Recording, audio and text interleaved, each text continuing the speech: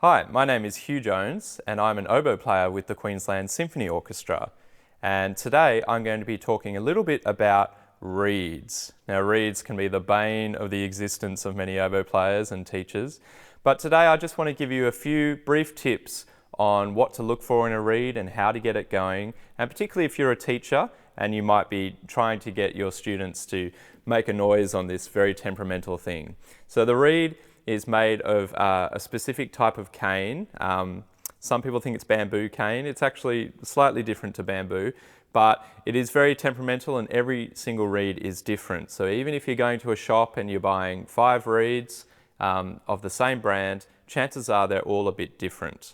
So to get a reed going out of its case, it might be brand new or it might even be an old reed. It's been sitting in your case for a while. You get it out of the case, and the first thing we need to do is to soak the reeds. And so I've got here a little container of water, and I might get out, 3 reeds out of my case that I know are pretty good reeds at the moment. Put them in the water, let them soak for 10 to 20 seconds. These ones I've sort of pre-soaked earlier. When you take them out, they're obviously still wet, so shake the water off them. And as they sit there, still wet, they're still actually soaking. And what's happening is the water is causing the fibers of the cane to slightly open up and stretch out a bit. And getting a reed going is very similar to getting a muscle going before you do exercise. So you need to sort of stretch it, get it to be a bit rubbery and a bit flexible. If a reed is dry and hard, then when you try to play it, either it won't make a noise or it might crack. So this reed is moist. Get rid of the excess water. And then we want to make a noise on it. Before we put it in the instrument, you really want to be warming up the reed. So what I'm doing is that I'm tonguing the reed, da, da, da, and getting the reed going. Sometimes you'll pull a reed out of the case and you'll soak it and you'll try to play it, and it's really hard to play and it's not making much of a noise. Either the reed needs a bit more scraping, but chances are it just needs warming up. It just needs to get going. So with this reed, it's a bit of a harder reed. I'm sucking on the reed with my finger at the bottom to check that it's sealing. So it's making a bit of a popping noise, and that just checks that the blades are sealing. And then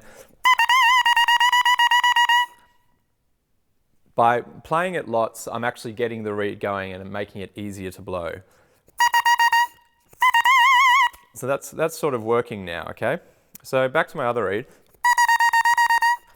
Now, the pitch that the reed should make, it should be around that pitch that I'm playing now, which is about a concert B. Or around a C, around a B or a C. If you play the reed and it's really lower than that, like, then chances are your air is not fast enough. And I'm going to be talking a little bit more about air in a different video. But once the reed is sounding like that, it's ready to go in the instrument. The other important thing to check with the reed is you need to crow the reed. Some of you will be familiar with this term, but crowing the reed is when you put lots of the reed inside your mouth, put your all the way down to the binding, and get a crow noise. And that's that funny noise you sometimes hear oboe and bassoon players make. This actually gets the reed going. That's a nice healthy crow.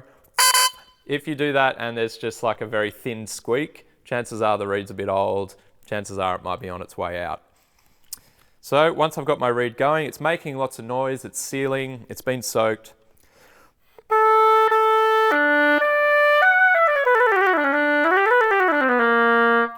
And you want to try and get nice fast air to get a nice consistent volume from all the registers of the instrument. So that's a little bit on getting the reed to work. If you're a more advanced player and you've got a knife and you do some scraping, when you scrape with your knife, you have to be gentle, no digging, no holes or valleys or peaks, very smooth. It's just like dusting the reed, okay? And there are certain areas of the reed which you can take out of, and that is a video which could go for hours. So we'll post a link to some other resources for that you can look at. So that's how to get the reeds going. My only last piece of advice is, depending on the climate you live in, sometimes the reeds, you'll get them out of the case and they won't be really open and hard to blow, but they'll be really closed and you can't even get any air through at all. And the reed is just not allowing any air through. That means you're probably living in a very dry environment and you need to soak your reeds. Once you soak the reed will actually open up.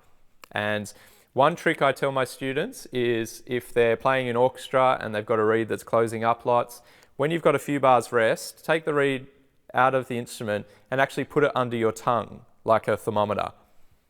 So if you've got the reed like that in your mouth for 10 seconds, the humidity and temperature in your mouth will just completely open up the reed. It's very humid in there. So that's my last tip of advice for closed reeds. For open reeds, really warm them up with your embouchure. And if you have further questions, please don't hesitate to contact us here at the Queensland Symphony Orchestra.